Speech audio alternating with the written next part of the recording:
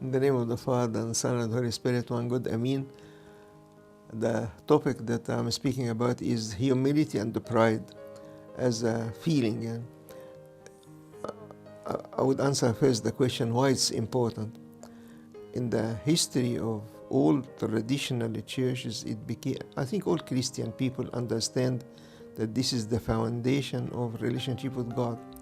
Once we understand how to approach God, then we can receive from Him everything, including success in the service, including our personal achievements. The worst thing that I can approach God with arrogance, then I receive nothing.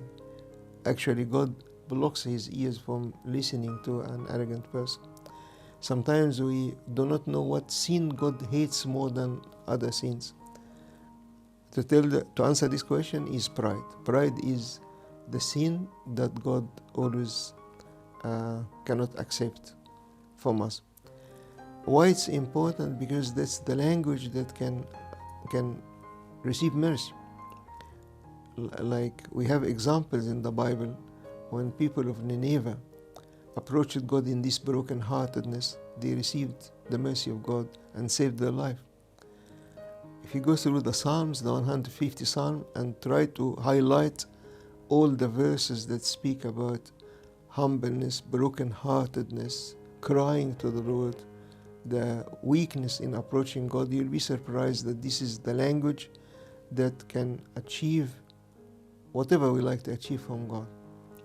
And that's the reason that many of the saints were very keen about keeping this. If we have seen from the contemporary saints like Pope Carolus, like Abuna Fanus, those ones that we dealt with them in the last of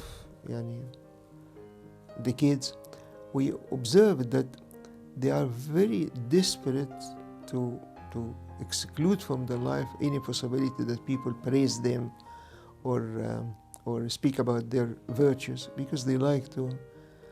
So the bottom line of my talk is that if you like really to please God, if you like to see the power of God in your life, then understand the language that you have to approach God.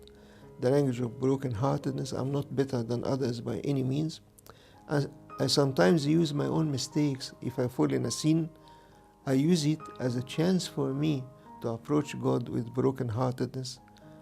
As David did in Psalm 51, he says that the broken and contrite heart, the Lord will never reject. So may the Lord help us to acquire this virtue. Glory be to His name forever. Amen.